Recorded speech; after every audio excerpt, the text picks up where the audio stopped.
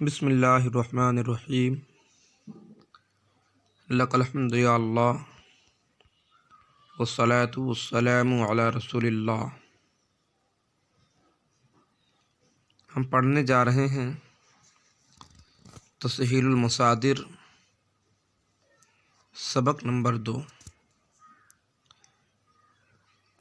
سبق نمبر 1 میں چند ضروری اصطلاحات پڑھے تھے۔ اب یہاں سے ہم مصدر کے بارے میں کچھ جانیں گے۔ سبق نمبر 2 میں مصدر کی تعریف، مصدر کی پہچان اور مصدر سے جو فعل نکلتے ہیں ان کی کتنی قسمیں ہیں اور ہر فعل کے کتنے صیغے آتے ہیں، صیغوں کی علامت کیا ہے، یہ سب ہم اس سبق میں ہم جانیں گے۔ تو آخر تک بنے رہیے، انشاءاللہ ہم مصدر کے متعلق مکمل معلومات حاصل کریں گے۔ صاحب تسہیل المصادر تحریر فرماتے ہیں مصدر کا بیان۔ اب نیچے تعریف لکھتے ہیں، مصدر وہ ہے جس سے دوسرے لفظ بنے۔ مصدر وہ ہے جس سے دوسرے لفظ بنے۔ جتنے بھی لفظ بنتے ہیں، جتنے بھی الفاظ بنتے ہیں وہ سب مصدر ہی سے بنتے ہیں۔ اب مصدر کی پہچان، مصدر کی علامت، مصدر کی شناخت بتا رہے ہیں کہ فارسی میں مصدر کے آگے دن یا تن ہوتا ہے۔ فارسی میں مصدر کے آگے دن یا تن ہوتا ہے، تو جس لفظ کے آخر میں دن یا تن ہوگا تو سمجھ جائیے وہ مصدر ہے۔ فارسی میں جس لفظ کے آخر میں دن یا تن ہوگا تو سمجھ جائیے وہ مصدر ہے۔ مثال دے رہے ہیں جیسے پروردن گفتن۔ تو پروردن یہ فارسی ہے، گفتن بھی فارسی لفظ ہے، اور پروردن کے آخر میں دن ہے، گفتن کے آخر میں تن ہے، تو یہ دونوں کیا ہیں؟ مصدر ہیں۔ پروردن کے معنی ہوتے ہیں پالنا، گفتن کے معنی ہوتے ہیں کہنا۔ یہ مصدر کی تعریف ہو گئی اور اس کی پہچان، اس کی علامت ہو گئی۔ مصدر وہ ہے جس سے دوسرے لفظ بنے۔ فارسی میں مصدر کے آگے دن یا تن ہوتا ہے، جسے پروردن پالنا، گفتن کہنا۔ اردو میں مصدر کے آخر میں نا آتا ہے، جیسے کھانا، پینا، لکھنا، سونا وغیرہ، جیسا کہ حاشیہ میں دیا ہوا ہے۔ آگے فرماتے ہیں مصدر سے جو فعل نکلتے ہیں ان کی 6 قسمیں ہیں۔ مصدر سے جو فعل نکلتے ہیں ان کی 6 قسمیں ہیں۔ وہ 6 کون سی قسم ہے؟ ماضی، مضارع، حال، مستقبل، امر، نہیں۔ یہ 6 افعال ہیں جو مصدر سے نکلتے ہیں۔ پہلا ماضی ہے۔ ماضی کسے کہتے ہیں؟ یہ ہم اصطلاحات کے بیان میں پڑھ چکے ہیں۔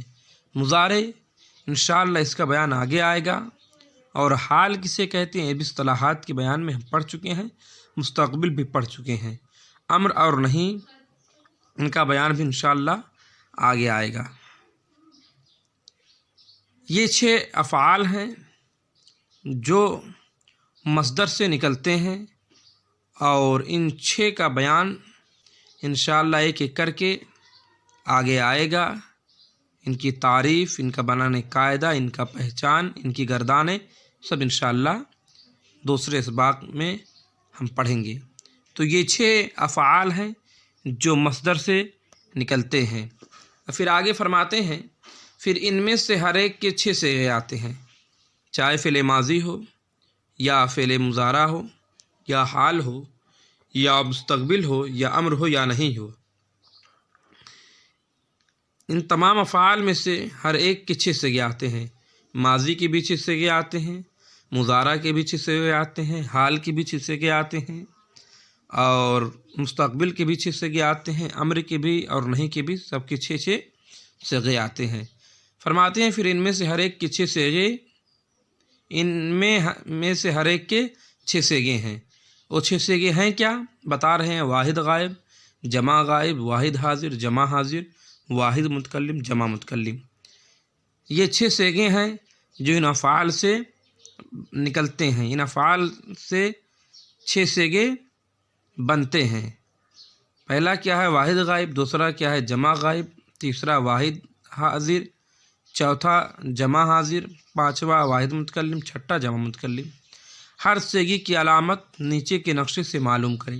یہ نیچے نقشہ دیے ہوئے ہیں، ان میں ہر صیغے کی علامت اور اس کی پہچان، مثال بیان کیے ہوئے ہیں۔ تنبیہ لکھتے ہیں کہ علامت کے تمام حروف ساکن ہوتے ہیں، 2 ہوں خواہ ایک۔ جو صیغوں کی علامت ہوتی ہے کہ یہ واحد غائب کی علامت ہے، یہ جمع غائب کی علامت ہے، یہ واحد حاضر کی علامت ہے، یہ جمع حاضر کی علامت ہے، یہ واحد متکلم کی علامت ہے، یہ جمع متکلم کی علامت ہے۔ فرماتے ہیں جو علامت ہوتے ہیں یہ ساکن ہوتے ہیں، اس پر نہ زبر ہوگا، نہ زیر ہوگا، نہ پیش ہوگا، ان تمام پر ساکن ہوں گے، اور وہ علامت چاہے 1 حرف ہو یا 2 حرف کے ہوں، چاہے وہ علامت 1 حرف کے ہوں یا 2 حرف کے ہوں، دونوں ہی ساکن رہتے ہیں۔ فرماتے ہیں جیسے صیغہ واحد غائب، اس کی علامت ہے ت ساکن، دال ساکن۔ اگر مصدر کے آخر میں گفتن ہے تو اس سے جو صیغہ بنے گا واحد غائب کا، اس کی علامت ت ہوگی، اور جس مصدر کے آخر میں دن ہوگا تو اس سے جو واحد غائب کا صیغہ بنے گا تو اس کی علامت دال ہوگی۔ فرماتے ہیں جمع غائب، اس کی علامت ہے نون دال ساکن۔ واحد حاضر، اس کی علامت ہے یہ۔ جمع حاضر، اس کی علامت ہے یہ دال ساکن۔ واحد متکلم، اس کی علامت ہے میم۔ جمع متکلم، اس کی علامت ہے یہ میم۔ جس کے آخر میں دال ساکن ہوگا تو سمجھ جائیے واحد غائب کا صیغہ ہے، نون دال ساکن ہے تو سمجھ جائیے یہ جمع غائب کا صیغہ ہے، یہ ساکن ہے تو سمجھ جائیے واحد حاضر کا صیغہ ہے، یہ دال ساکن ہے تو سمجھ جائیے جمع حاضر کا صیغہ ہے، میم ہے تو سمجھ جائیے واحد متکلم کا صیغہ ہے، یہ میم ساکن ہے تو سمجھ جائیے جمع متکلم کا صیغہ ہے۔ مثال دے رہے جیسے گفت پرورد، تو گفت کے آخر میں تا ساکن ہے تو یہ بھی واحد غائب کا صیغہ ہے، پرورد کے آخر میں دال ساکن ہے تو یہ بھی جو ہے واحد غائب کا صیغہ ہے۔ جمع غائب کی مثال بتا رہے پروردند، آخر میں نو اور دال ساکن، یہ ساکن ہے، پروردند نو اور دال ساکن ساکن ہے تو یہ جمع غائب کا صیغہ ہے۔ پروردی آخر میں یہ ساکن ہے تو یہ واحد حاضر کا صیغہ ہے۔ جمع حاضر پروردید، اس کے آخر میں یہ دال ساکن ہے، اور واحد متکلم پروردم، اس کے آخر میں میم ساکن ہے۔ جمع متکلم پروردیم، اس کے آخر میں یہ میم ساکن ہے۔ تو جس کے آخر میں دال ساکن ہوگا واحد غائب کا صیغہ ہوگا، نون دال ساکن ہوگا جمع غائب کا صیغہ ہوگا، یہ ہوگا واحد حاضر کا صیغہ ہوگا، یا دال ساکن ہوگا جمع حاضر کا صیغہ ہوگا، میم ہوگا تو واحد متکلم کا صیغہ ہوگا، اور یہ میم ہوگا تو جمع متکلم کا صیغہ ہوگا۔ ہم نے یہ مصدر کی تعریف پڑھ لی اور اس کے پہچان پڑھ لی، اس سے جو افعال نکلتے ہیں ان کو پڑھ لیا، ان افعال سے کتنے صیغے آتے ہیں اس کو بھی پڑھ لیا، کون سے صیغے ہیں یہ بھی ہم جان لیے ہیں، صیغوں کی علامت اور اس کی پہچان بھی ہم جان لیے ہیں۔ اب انہی پڑھے ہوئے سبق سے اب کچھ سوال تحریر فرماتے ہیں صاحب تفسیر المصادر، لکھتے ہیں سوال نمبر 1 میں کہ گردن مصدر ہے یا نہیں، اگر نہیں تو کیوں، حالانکہ آخر میں مصدر کی علامت دن موجود ہے۔ کہنا یہ چاہتے ہیں کہ ابھی ہم نے پیچھے پڑھا کہ گردن، ہم نے پیچھے پڑھا کہ مصدر وہ ہے جس سے دوسرے لفظ بنے اور اس کے آخر میں دن یا تن ہوگا، तो अब गर्दन में भी आखिर में दन है, तो ये मस्दर है कि मस्दर नहीं है। सवाल ये करना चाहते हैं मस्दर है कि नहीं मस्दर है, हालांकि इसके आखिर में दन मौजूद है और हम पीछे पढ़ चुके हैं कि फ़ारसी में जिसके आखिर में दन या तन होगा तो मस्दर होगा। तो यहाँ गर्दन के आखिर में भी दन है, ये मस्दर है कि मस्दर नहीं है। तो ये गर्दन ये मस्दर नहीं है, इसलिए कि इससे दूसरे लफ्ज़ नहीं बनते हैं, इससे अफ़आल नहीं निकलते हैं, इसलिए ये मस्दर नहीं है बल्कि ये जिस्म का एक हिस्सा है। सवाल नंबर 2 में लिखते हैं कि गुफ्त में तमाम सेगों की अलामतें मिलाओ। ये गुफ्त अभी हमने पढ़ा, वाहिद गायब की अलामत ते साकिन दाल साकिन है, तो गुफ्त में ते साकिन है तो ये वाहिद गायब का सेगा है। अब इस सेगे को तमाम सेगों की अलामतें मिलाओ, मतलब ये है कि वाहिद गायब का सेगा है, इसको जमा गायब बनाओ, वाहिद हाजिर बनाओ, जमा हाजिर बनाओ, वाहिद मुतकल्लिम बनाओ, जमा मुतकल्लिम बनाओ। तो ये वाहिद गायब का सेगा है गुफ्त, तब इसका जमा गायब बनेगा गुफ्तंद, वाहिद हाजिर बनेगा गुफ्ती, जमा हाजिर बनेगा गुफ्तेद, वाहिद मुतकल्लिम बनेगा गुफ्तन गुफ्तम, जमा मुतकल्लिम बनेगा गुफ्तेम। गुफ्त, गुफ्तंद, गुफ्ती, गुफ्तेद, गुफ्तम, गुफ्तेम। सवाल नंबर 3 में लिखते हैं खुर्दम क्या सेगा है।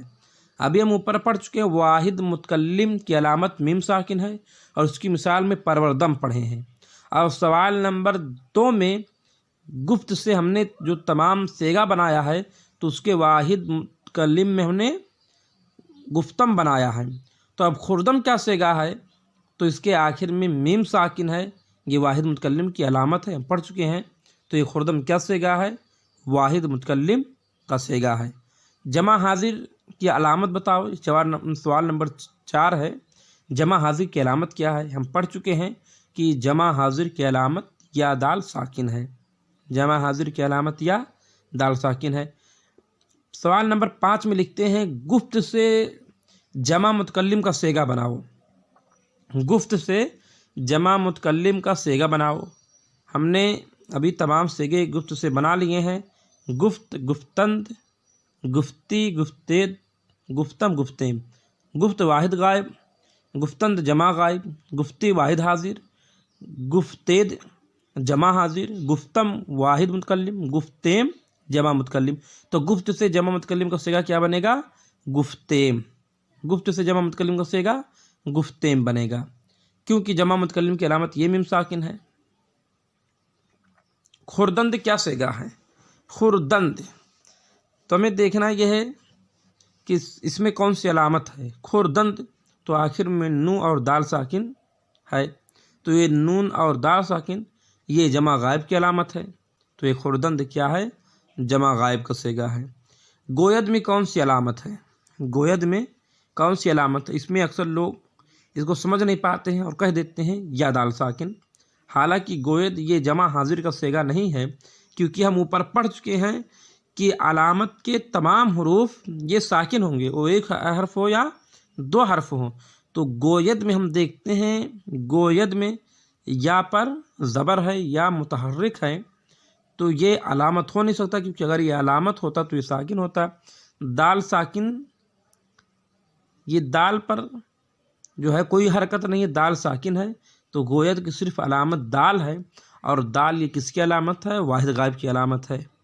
तो गोयद की अलामत, गोयद में या दाल अलामत नहीं है बल्कि सिर्फ दाल अलामत है, और ये वाहिद गायब का सेगा है।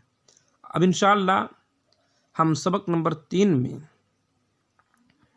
जो मस्दर से अफ़आल निकलते हैं फ़िल माज़ी, उसके मुतालिक हम पढ़ेंगे। फ़िल माज़ी की कितनी किस्में हैं, उसकी तारीफ़ क्या है, उसका बनाने का कायदा क्या है, फिर फ़िल माज़ी की तमाम किस्मों को हम इंशाअल्लाह पढ़ेंगे। ये मस्दर और उसकी तारीफ़, उसका बनाने का तरीक़ा, मस्दर, उसकी तारीफ़ और उसकी पहचान, उससे जो अफ़आल निकलते हैं और अफ़आल से जो सेगे निकलते हैं, सेगे की पहचान, उसकी अलामतें हमने पढ़ ली हैं। और मस्दर से जो फ़ेल निकलते हैं उनकी 6 किस्में हैं। पहली किस्म माज़ी है, तो इंशाअल्लाह कल से हम फ़ेल माज़ी के बारे में पढ़ेंगे। अस्सलाम वालेकुम।